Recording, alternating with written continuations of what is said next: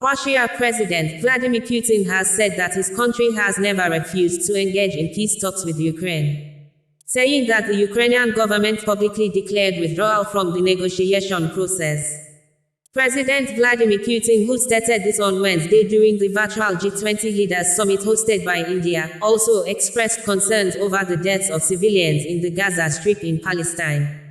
President Vladimir Putin spoke in native language, and the excerpts of the speech are presented below as transcribed and translated by the Russian mission to United Nations (UN) in Geneva.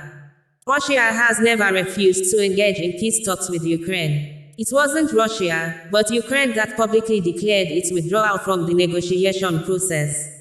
Moreover, a decree was signed by the Ukrainian head of state prohibiting such negotiations with Russia. Some of my G20 colleagues in their statements have already expressed their shock over the ongoing Russian aggression in Ukraine. But what about the gruesome coup in Ukraine in 2014, followed by the Kiev regime's war against its own people in Donbas? How about the extermination of civilians in Palestine, in the Gaza Strip today? Or the fact that doctors have to perform surgeries, surgical incisions on children without anesthesia? Or the fact that the UN Secretary General said that Gaza has turned into a vast graveyard for children? Isn't that shocking? The huge stress brought upon the global economy is a direct consequence of the ill-considered macroeconomic policies of certain countries.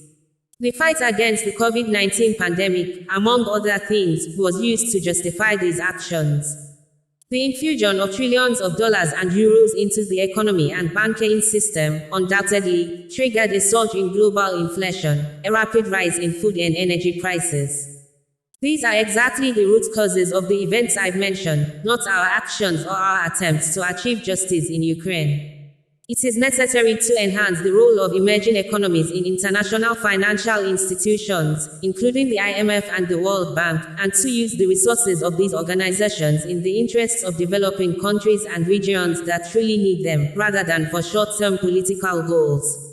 Russia stands for restoration of the spirit of open and mutually beneficial international economic cooperation, based on the principles of the UN Charter and the principles of collegial and respectful joint work.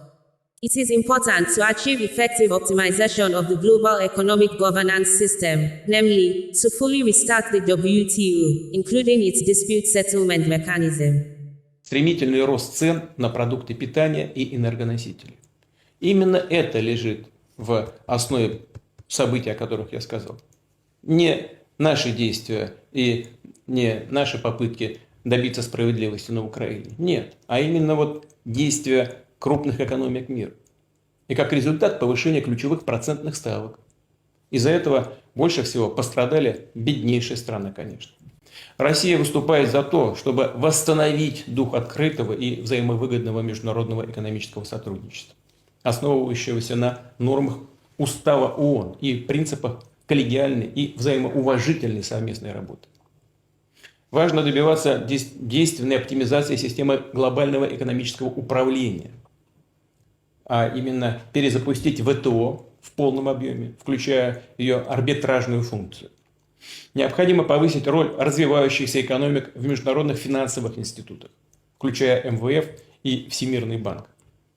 Использовать ресурсы этих организаций в интересах развития действительно нуждающихся стран и регионов, а не в конъюнктурных политических целях. Мы готовы к совместной работе по решению этих актуальных задач в рамках двадцатки, а также других международных институтов, в том числе в объединении БРИКС, вес и влияние которого, конечно, растет. Это очевидно, особенно с учетом процесса его расширения.